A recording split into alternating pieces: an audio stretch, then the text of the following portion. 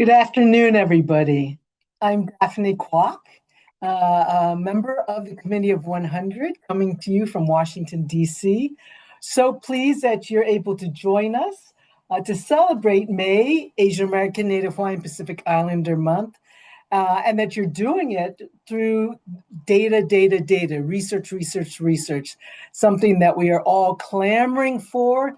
And so I'm so pleased that C100 has been able to add to the body of work more data and research on our AANHPI community, Chinese American community in particular.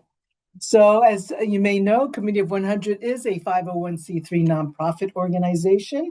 We were founded 36 years ago, and we have a dual mission to promote the full participation of Chinese Americans in all aspects of American life. And the second component to our mission is to advance constructive relations between the US and Greater China. This State of Chinese American Survey initiative is the third annual survey of this state of Chinese Americans. It's only the national survey large enough to disaggregate Chinese American data by age, gender, nativity, and other key factors that broader Asian American surveys often overlook. And for the first time, this study reached beyond the Chinese American population to also survey the general American public. And really, the purpose of this survey is to gauge public perceptions on issues that directly impact many Chinese Americans. So today's webinar is, as I said, the formal launch of the third of four 2025 State of Chinese American reports and focuses today on the model minority stereotype. It's one of those stereotypes that we've heard for so long and that we continue to work to really dispel. So today's discussion will use new national data to explore how model minority stereotypes, often perceived as positive, actually really harm our community. It harms us in the area of mental health. It obscures reality of our community and the needs of our community. And so therefore, with this additional data now, we want to make sure that people challenge these narratives to constantly make it clear that stereotypes are not necessarily helpful to our communities. And so I'm so pleased that today, actually, you're one of the first to hear about our findings. This report will be available for download after today's event. And so today we're so honored to have join us Emma Zang, Associate Professor of Sociology at Yale University. She's a survey researcher, and she will present the key findings and set the stage for the fireside chat that she will have with Derald Wing Sue, Professor of Psychology and Education at Teachers College at Columbia University. He is really a pioneer in the area of research on multicultural counseling. He co-founded the Asian American Psychological Association, and he's a prolific author, having authored his 24th book, which was just published last month, called Breaking the Deadly Dance of Racism: Perpetrators, Targets, Bystanders, and Allies. And as you can see in the chat, we've put a link to Derald's new book. So I want to also acknowledge and thank our Committee of 100 members who have made this research possible: Jerry Yang, Oscar Tang, and David Z, for sponsoring this 2025 State of Chinese American Survey. Now, before we get to the meat of today, just want to say, please participate in the live polls that we will be running. We want to be able to collect more data for us to discuss during this session. And please submit questions throughout the webinar using the Q&A box. And the speakers will address audience questions later in the program. And please, at the very end, to help us continue to improve our programming that we're delivering to all of you, please fill out the post-event survey that will appear in your browser at the end, and your feedback is greatly appreciated. I will say that this event is being recorded and will be available on C100's website and YouTube. At this time, I'm going to introduce Emma Zang to present the 2025 State of Chinese Americans Survey findings. Emma? Thank you so much, Daphne. Let me share my screen. Welcome, everyone. I'm Emma Zang, Associate Professor of Sociology at Yale, and I'm very glad to be here today to share findings from the 2025 State of Chinese Americans Survey. So the title of this report, Praise Can Be a Prison, captures something that I think many people in this room may recognize intuitively, even if it's rarely said out loud, that being praised for who you are assumed to be rather than who you actually are carries its own weight. There's actually something philosophically very interesting about a form of discrimination that works through over-attribution rather than under-attribution. Most racism operates by assuming less of people, and this one assumes a very particular kind of more, and the effect is similar. You are not actually being perceived, you are being slotted into a pre-existing category. Whether the category is threatening or admirable, the experience of not being seen as an individual is the same. That's a very hard thing to articulate, which is partly why it took so long to name as harm. So today's data puts numbers to that experience. Let me walk you through what we found. So the survey was a collaboration between Committee 100 and NORC at the University of Chicago, one of the nation's leading survey research institutions. We had two goals. First, to understand the psychological costs of so-called positive stereotyping for Chinese Americans. Second, to examine whether holding model minority beliefs about Chinese Americans shapes how much discrimination others think they face. The data come from NORC's Amplify AAPI and AmeriSpeak panels, which are nationally representative samples fielded in June 2025 with just over 2,000 respondents. Now let's get into the findings. I'll walk through three main findings, and I've included a couple of audience questions along the way to make this interactive. The findings build on each other, from prevalence to psychological harm to the broader social cost of these stereotypes. Before I show you the data, I want to ask, what is your intuition here? What percentage of Asian Americans do you think regularly encounter assumptions that they are skilled, intelligent, soft-spoken, or quiet, the classic markers of model minority stereotypes? Okay, so I saw the results now. 70% chose about half of Asian Americans, and 30% chose 1/3 of Asian Americans. Let's keep those numbers in mind. The answer, the majority of Asian Americans, about 51% overall, regularly experience these assumptions.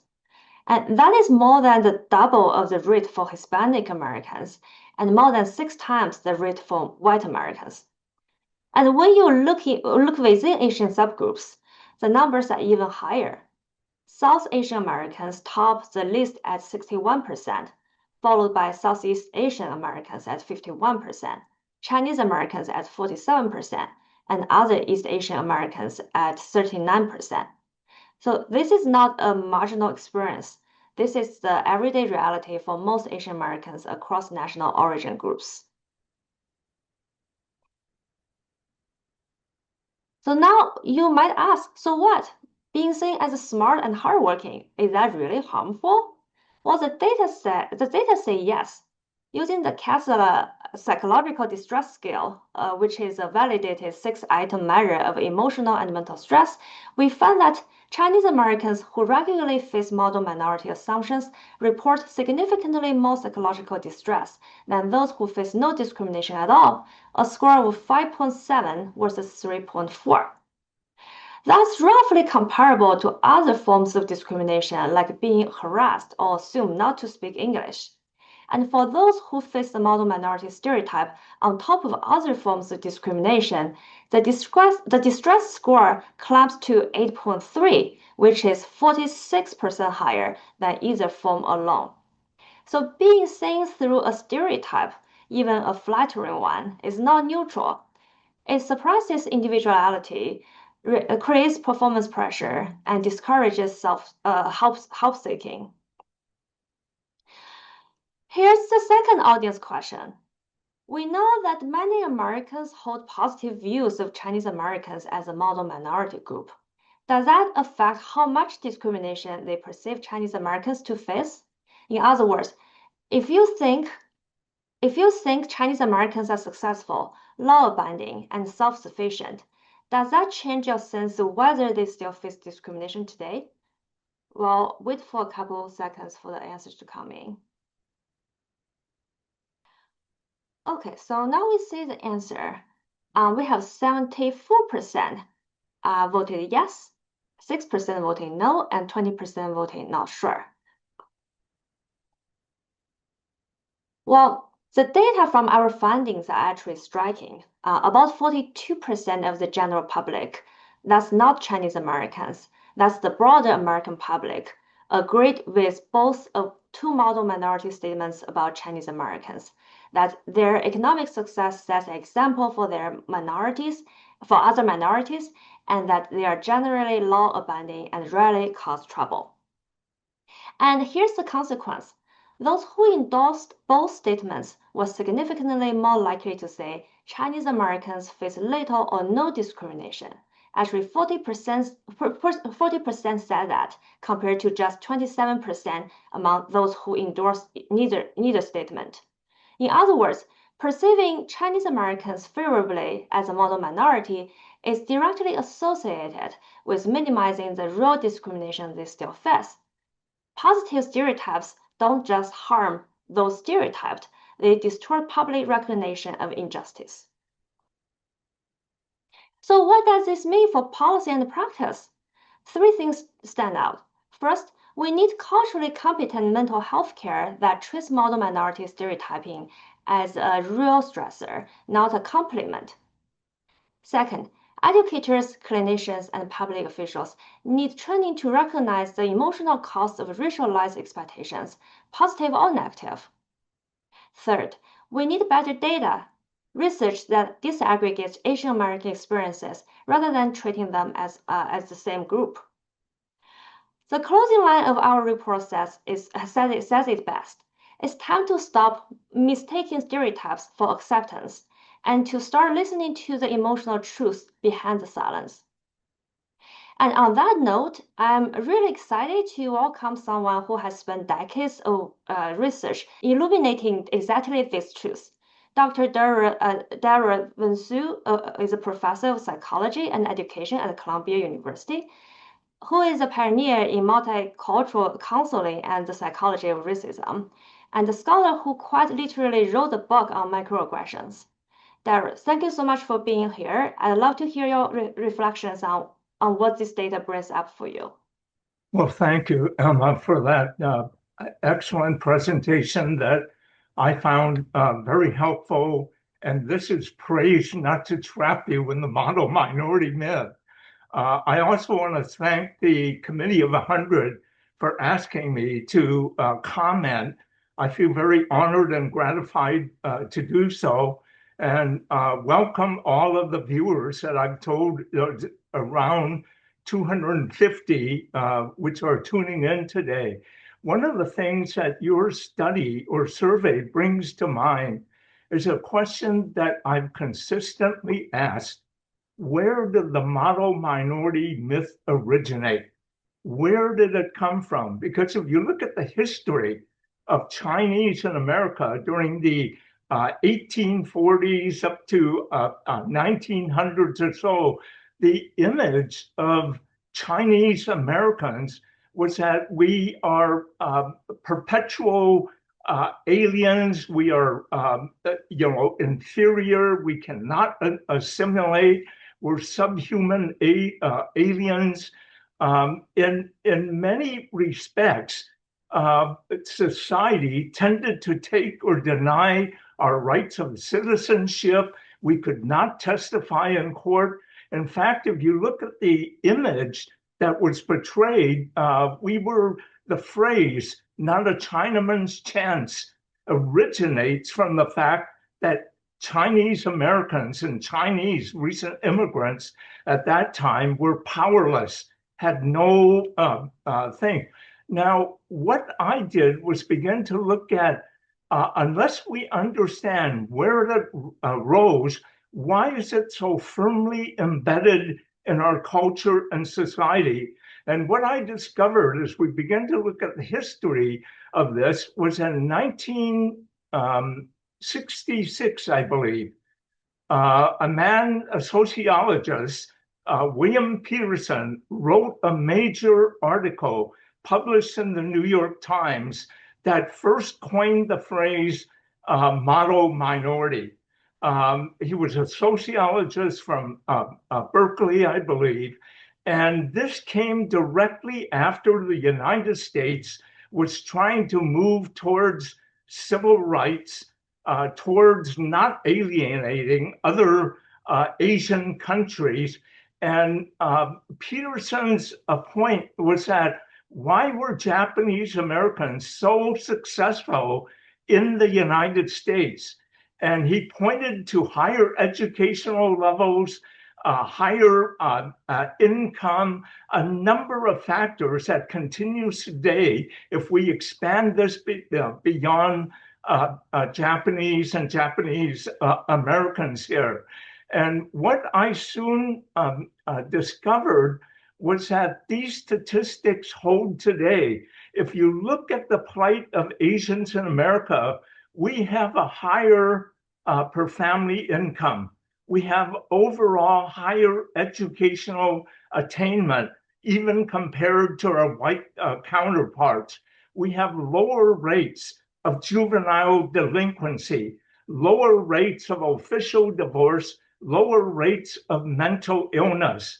And all of these statistics, when seen together, produce the image that somehow Asians are immune from prejudice, racism, the stresses of a normal society. And these statistics were followed up by a number of articles when I was in graduate school. I got my doctorate in 1969, which dates me.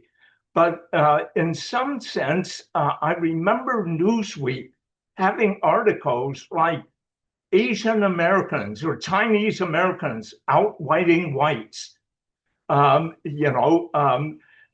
Asian Americans, a success story. And I began to ask myself, was this actually true? And when you begin to look at the statistics, you find that, yes, as an average, Asian Americans have higher educational attainment, but it is a bimodal distribution. That is, a large group have high education and a large group have low, but when you average it up, it seems like we indeed have a higher educational value. And it did not look at the inter-ethnic differences that occurred between Filipinos, Japanese, Koreans, Vietnamese, Chinese, and so forth. They just lumped us all together. The higher income tended to be based upon the medium income, but when you look at per family income, Asians tend to have more workers contributing to the income.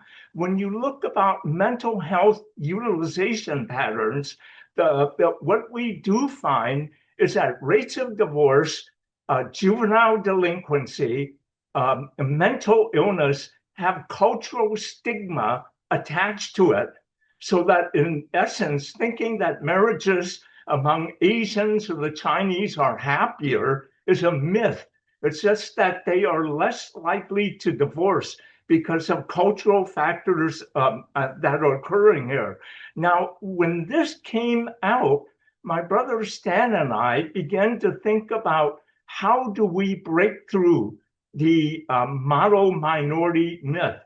And the fact that in 1975, we wrote an article in the American Psychologist using statistics in an attempt to debunk the myth that somehow we are not in need of different services, that we're a successful minority and so forth, but still the perpetuation of this stereotype has remained and been institutionalized. And what we began to find was that it was socially conditioned and it served a political narrative that if you can show, for example, that a minority group, and I use that term in quotes, that a minority group can succeed in this society, it affirms the myth of meritocracy, that any group who works hard enough can succeed in this society. And what it did was that it came out during the civil rights movement when we were compared to African Americans, and African Americans were told, look at the reason why you can't succeed. You don't have the right family values. You're unintelligent. You're lazy. You're not motivated. And it produced a divide and conquer situation where even today, many of my Black brothers and sisters tell me that you're almost white. This occurs in terms of what we're beginning to see going on. And I don't want to continue long in this led me to, in 2007, our research and studies on microaggressions, in which the model minority myth and an equally detrimental myth, the perpetual foreigner myth, was expressed through microaggressions. Now, what are microaggressions? Well, those are the everyday slights, indignities, insults, put downs, and invalidations that Chinese Americans and other minority groups experience from well-intentioned individuals who are unaware that they are engaging in a demeaning stereotype fashion towards us. When I was in high school, my high school counselor counseled me into taking PSSC physics classes that were advanced. And when he knew that I was worried, his comment was that you people are good at that. Now, it struck me as, shouldn't I be grateful? I mean, this person is having faith in me, and yet it made me feel trapped, that I didn't have a choice, that I had to live up to an image. And it trapped me until my sophomore year in college when I realized I'm not good at math. I don't like the sciences. I prefer going into psychology and so forth. And also, I experienced microaggressions. Again, that is that ascription of intelligence. You are good in this particular field. Another one that I personally experienced, and our research tends to really suggest it is very powerful. Every time I make a major presentation, do an address, inevitably a white, well-intentioned participant will come up to me and engage me in a conversation. And at the end of the conversation, they will say something to me like, Professor Sue, you speak excellent English. Now, I usually respond by saying, thank you, I hope so, I was born here. Because what is happening here is that is a microaggression, but the meta communication delivered to me that is not conscious in the mind of this well-intentioned individual is that you are a perpetual alien in your own country. You are not a true American.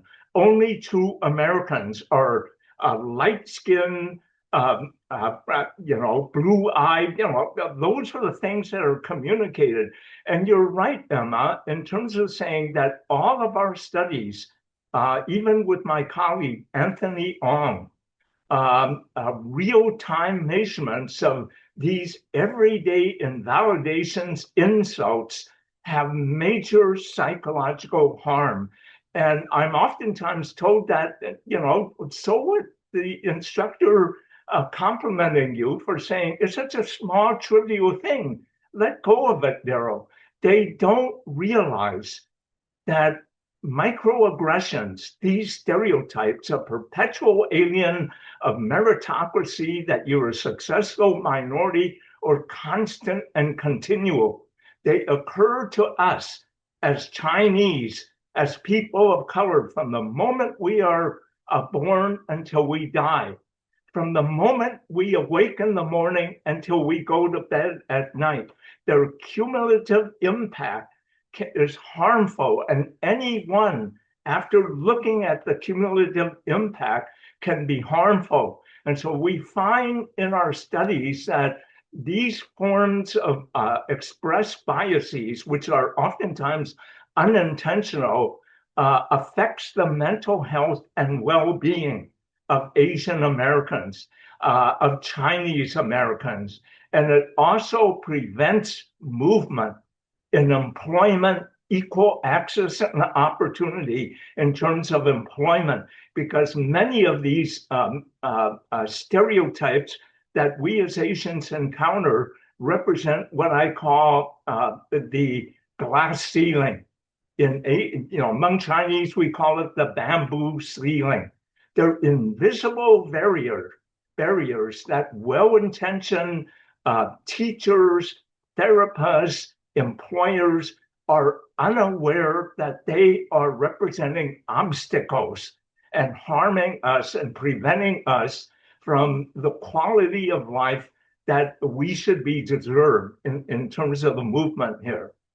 I'm sorry I took much longer, I think, to try to respond to what your data here. Thank you so much, Derald. I resonate so much from what you said. I think there are a couple of very important points from your arguments. First is it's important to remind us about the history, where this narrative came from, right? So people came up with this narrative to use as a weapon to be against Black civil rights claims. So it's not really about Asian Americans. It's not really about us. Actually, it's never really about us. In my own research, I found many policies passed in the U.S.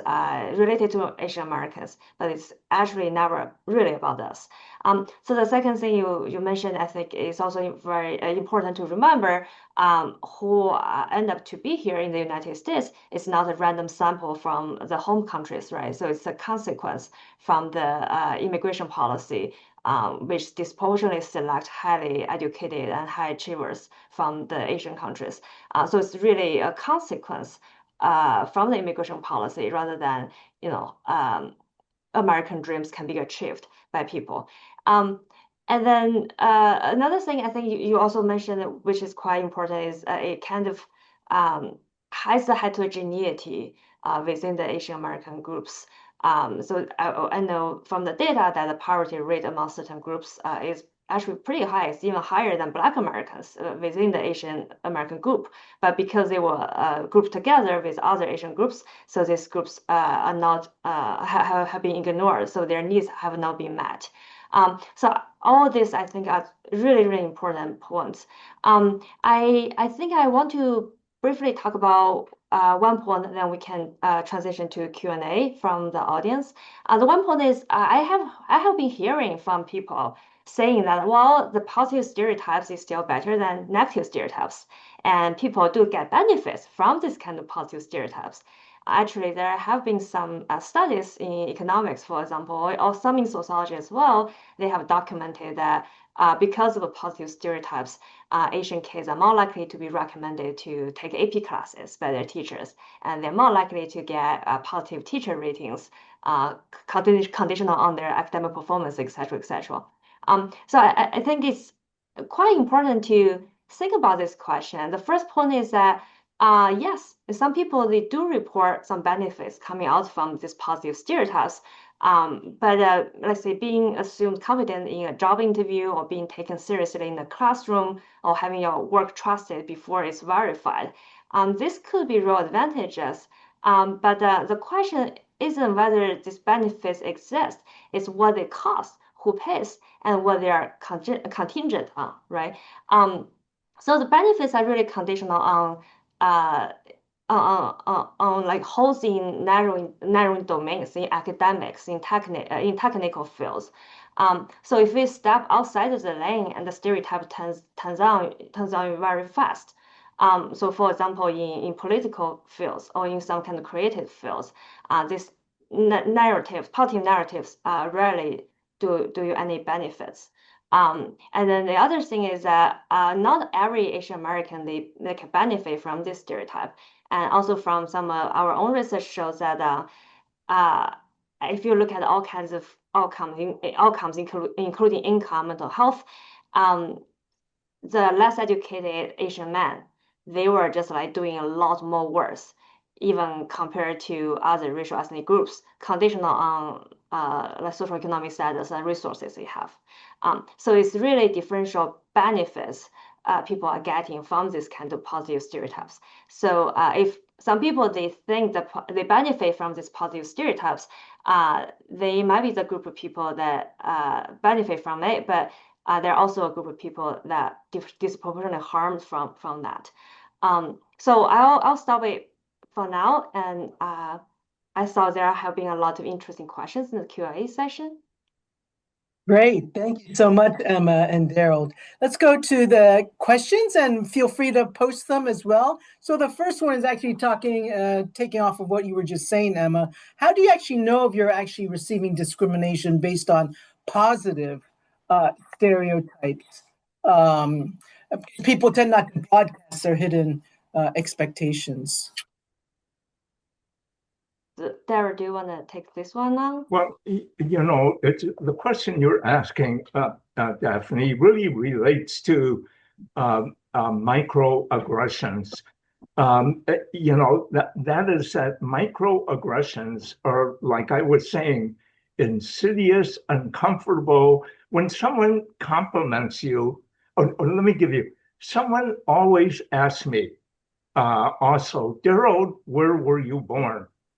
And I would say, I was born in Portland, Oregon.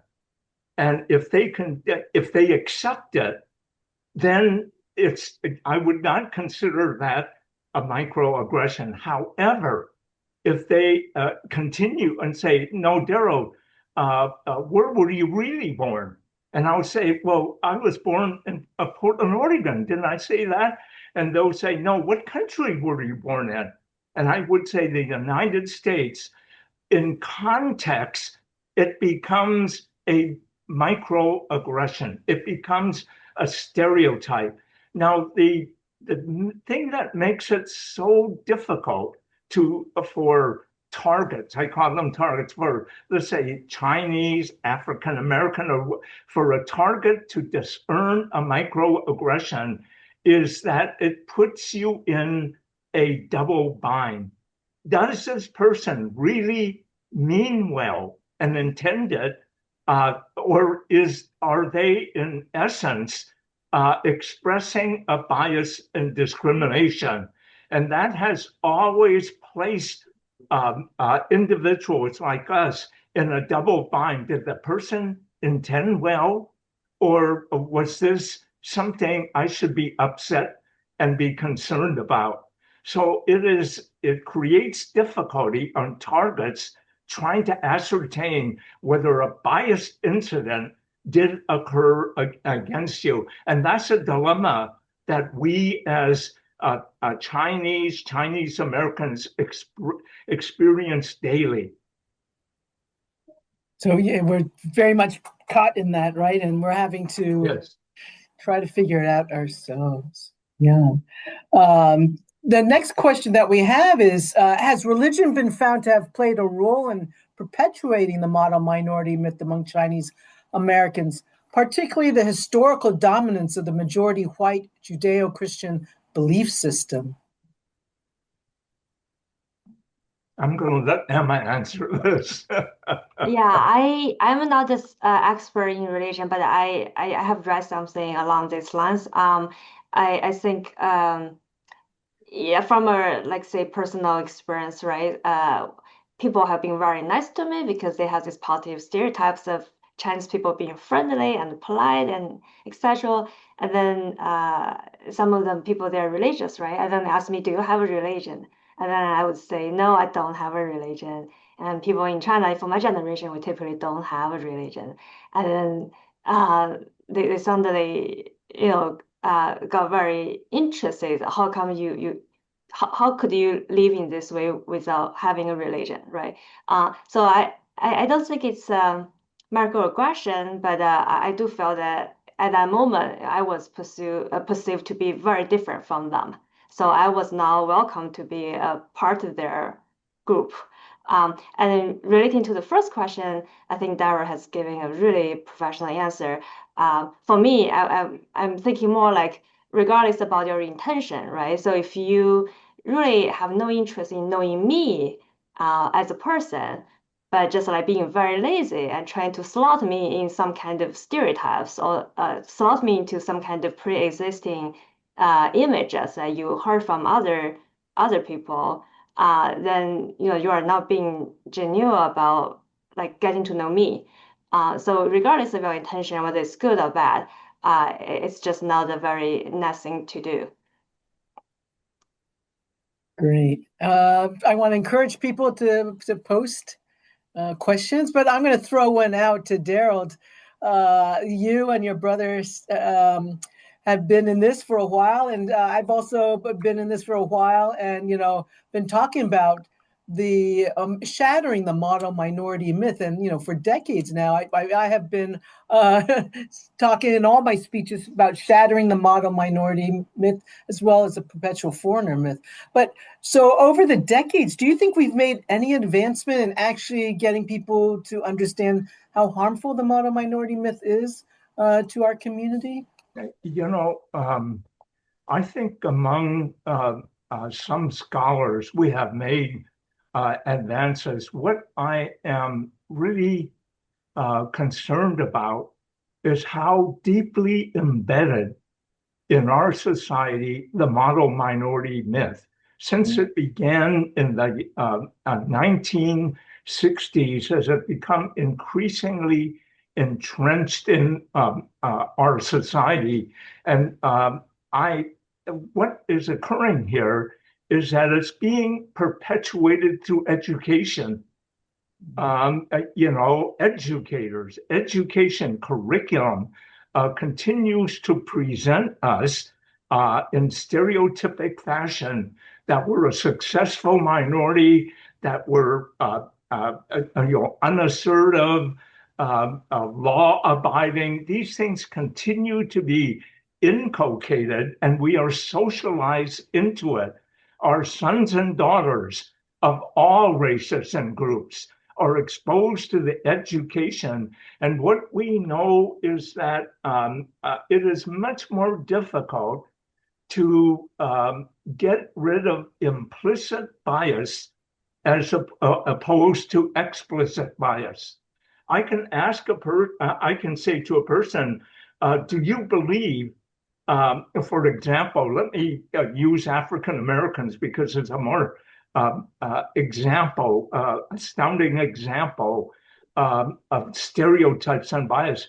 I would say, do you believe that African American men as a group are prone to criminology, crime, and dangerous and so forth? And they'll say no.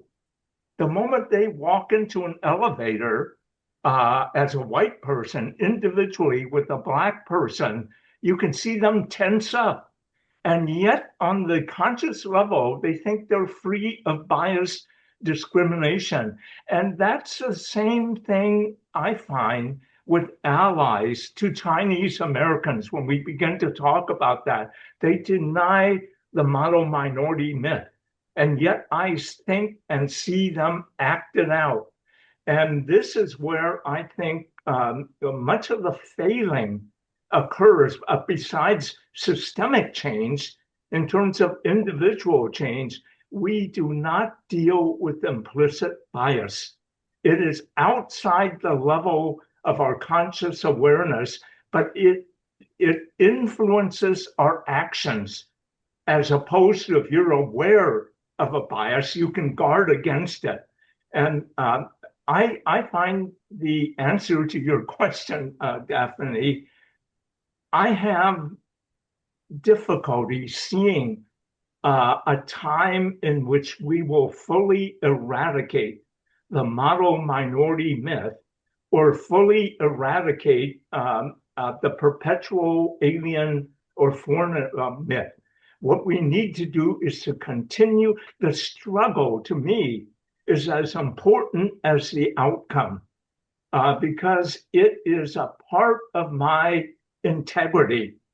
It's an expression of who I am, that I am working in this continual struggle. And I don't want other people to feel hopeless. They may have a different philosophy. Someday we will get rid of the model minority myth, but it is not only at the individual level, but society has so much invested in the model minority myth that you actually have to do structural systemic changes in order to eradicate it.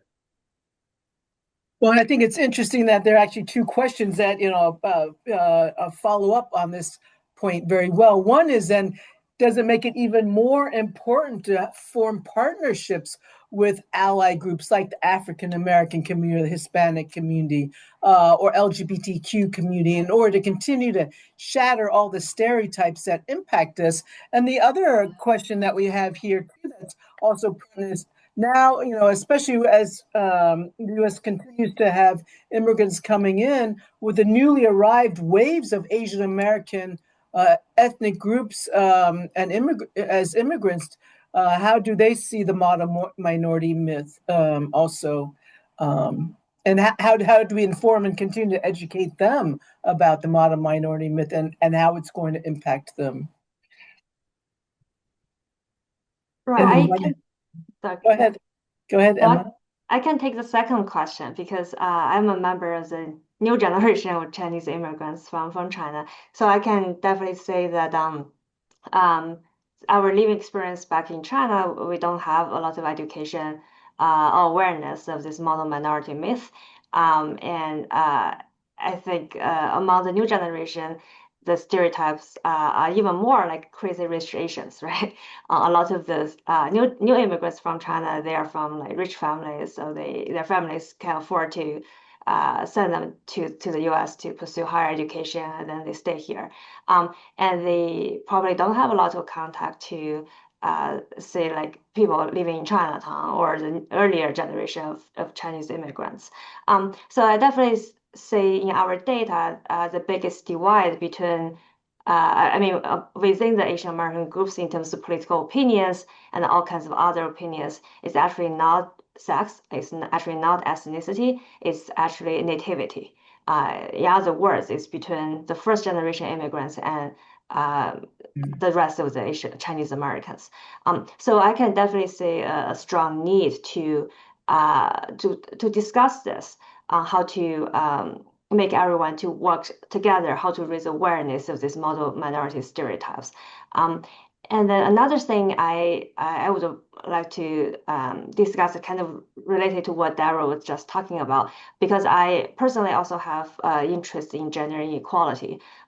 So the stereotype, model minority stereotype, is also very gendered in underexplored ways. The stereotypes are typically like smart, quiet, differential, hardworking. These stereotypes actually map very differently onto Asian American men and women. For women, it overlaps with existing gender expectations in ways that can make it harder to detect as racialized at all. It just reads as a woman being a certain kind of woman.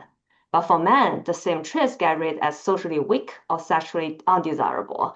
A lot of my work actually show that Asian American men are at the bottom of the dating market or marriage market. And the desexualization of Asian American men is a documented phenomenon with real psychological consequences that almost never gets discussed in the model minority literature. So I think that's also an area that needs more work. Thank you. Emma, if I can piggyback on that, actually, I'd like to make comments on all three of these questions and issues.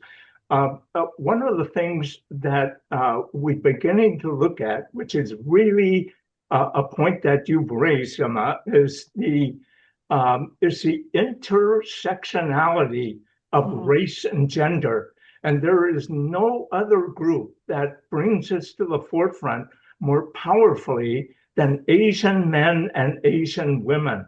You know, if you look at what not only is the model minority stereotype being put here, but Asian women by this society are perceived as exotic, sexually attractive, pleasing men. In fact, when I was at Berkeley, many Asian women told me, described white men as having yellow fever. That is, that they felt really powerfully attracted to Asian women. And when you look, however, at Asian men, we're portrayed as sexually unattractive, which, by the way, is not true, Emma. That we're emasculated, that we're passive, we're repressed, we're unassertive. And society uses this in a way to make us separate. Now, the other thing that I think Emma remarked upon was, again, when I was in Berkeley, there were a number of internationally born Asians, Chinese who came to the United States, and there was really a split between domestically born Asians and internationally born Asians. In fact, we use terms like FOB, from off the boat, and ABC, American-born Chinese. But what I experienced was that when I had neighbors who came from China for Asian countries, they were born and raised there, they did not have this concept of the model minority myth. They did not sense their own inferiority. And when I talked about Asian American personality, identity, internalizing bias, inferiority that was going on, they didn't know what I was talking about because they never experienced that. And I would tell them that you may not have that going on with you, but the truth of the matter is that your sons and daughters will, because they will be born and raised in the United States, exposed to an environment that makes them feel inferior, deviant, pathological. And then quickly, Daphne, your question about forming intercultural, interracial, interethnic alliances, it is very important. That is one of the things that we can combat the model minority myth with. And, you know, Stan and I in 1972 started the Asian American Psychological Association. We have now partnered with the Association of Black Psychologists, the Society of Indian Psychologists, and the National Latinx Psychological Association. We're 4 groups that are now challenging psychology and mental health in terms of their professional standards and ethics that we find culture bound and biased in terms of their treatment towards people and clients of color. And that's a very important thing to do because there is strength in numbers, safety in numbers, and it allows us to really begin to get to know one another as opposed to societal stereotypes that we hold of the groups here. And I think that's fantastic to know about. And I think one way to dispel the model minority is for Asian Americans in whatever field, whether it's psychology or whether it's in the physics or whatever the field may be. But if we were to take the leadership role in bringing all the groups together, that would shatter one of the stereotypes, right? That we're not of leadership quality. Yes. So I think it's so important to do in all fields at all levels. There's a great question here which follows this and goes down at this level too. The person's wondering if there are any studies that look at the extent and types of microaggressions that occur regionally in the US, Or more generally, what factors contribute to different levels and types of microaggressions? Well, I don't think I'm aware of the regional differences. When you, uh, there are three types of microaggressions.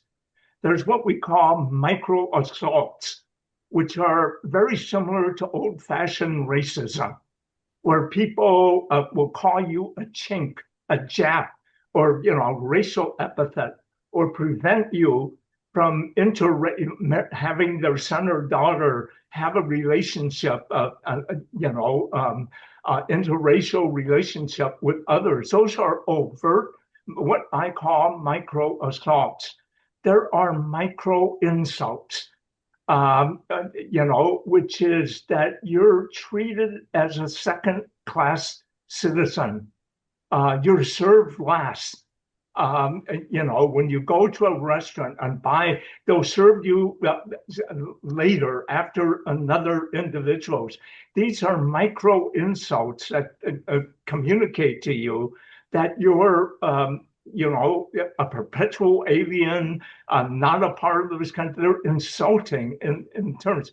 The third one that people have begun to look at that they find is probably the most detrimental type of microaggression is a micro invalidation, where your racial reality is questioned. For example, if I was to point out to an individual, hey, look at that's demeaning to me. They will respond by saying, look at, why are you getting upset? That wasn't my intention at all. I was complimenting you. How you're being paranoid, oversensitive. They, in essence, are denying your racial reality. That's a micro invalidation. And we're beginning to find that micro invalidations are much more harmful than even a micro assault. Because when someone is racist towards me, I mean, I know out front, there's no guesswork. I can deal with it directly. A micro invalidation usually comes from someone in which the bias is invisible to them. They think that they're being helpful or so forth, but they are doing great harm. And this is something that is detrimental, because think of yourself as a Chinese American student in elementary school, and you're always told that your racial reality is wrong, that you're oversensitive, you're paranoid, that this is really what is going on here, and you internalize it. There is this whole concept and study of what we call internalized racism, or the feeling that I am inferior. There is something wrong with me. And when that internalization occurs, it tends to deplete social and self-esteem and creates really a number of psychological damage and harm that occurs here. But more and more, and the only study I think now that I can think of that deals with types of microaggressions is the study by Anthony Ong.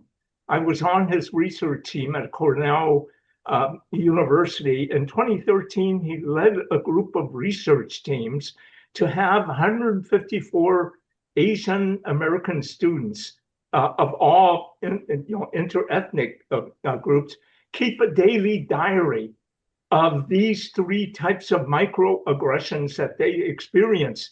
And they, on the days that they took recorded microaggressions, they found that their sense of well-being on other measures declined in real time. That was happening. And they also found that the greater the number of microaggressions that they experience, and they could be themes of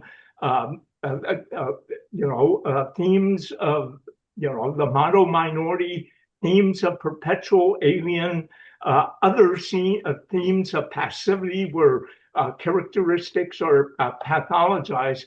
the greater the number of microaggressions they experienced, the more severe the detriment was. And it also affected something else, not just psychologically. It affected their physical well-being. They experienced headaches, fatigue, a number of physical things. And outside of the study of microaggression, we know that chronic stress takes a physical toll on people. And microaggressions and all these myths and stereotypes do indeed take a major toll. Thank you so much, Derald. We're coming down to the last 3 minutes of our session today, and we still have some tremendous questions here. I'm just going to wrap it up and let people know that this study we are going to post on our website so you can download it. But in closing, for both of you, let's end on an action item. In 1 or 2 sentences, what would you impart to our audience of how they as individuals can help, shatter the model minority myth, to be able to continue to inform and educate, and to be able to continue to hopefully not continue to go down this rabbit hole. But I'm going to turn it over to Emma to close us out with 2 sentences on what would you like people to be able to do? Yeah, so thank you so much, Daphne. I think I learned so much from this conversation today. I think raising awareness, especially if we could have target intervention towards a certain group of people, especially people who are first generation immigrants, because back in China, there's no definition of race, right? So the whole concept of racialized model minority narrative is very unfamiliar to a lot of the immigrants here. So that would be a very good start. And then from Darald's guidance, right, it's very important not to be gaslighted, to think that, oh, am I oversensitive, or am I just overreacting? So always stick to your own true feelings about how you feel about other people's comments, especially when they're trying to slot you into a flattened racial stereotypes.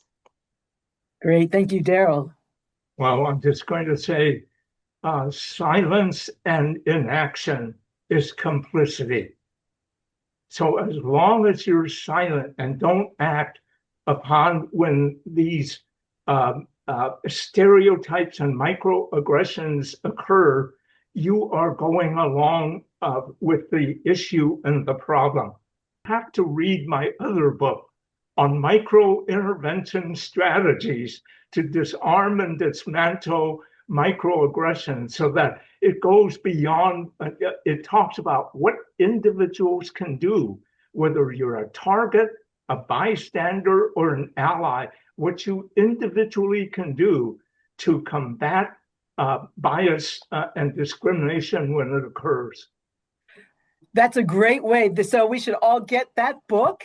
And that can be our reading assignment. And C100, let's put it out on our website as well, because that is true action, right? What could be the steps that each one of us can take? These are fascinating topics, fascinating issues, and there's so much to do in this area. We have on the chat, you can download this report. And then also, if you're interested in hosting a town hall where we can go further on these topics, please email us at events@committee100.org. And stay tuned for the next webinar in this series, which will be on partisanship among Chinese Americans and vote choice among Asian Americans in the 2024 election, with insights on what this means as we head into the 2026 elections later this year. On behalf of Committee of 100, I really want to thank Emma and Derald for your time and to the enlightening conversation we had. And I really implore those that are on, we had over 120 some people with us today, to really take some form of action so that we can continue to dispel the model minority myth. We hope that you'll be able to continue to support Committee of 100, as we are a nonprofit organization, so we can bring more of this research to all of you as well. So I want to thank all of you for your time today, and please visit us for future events.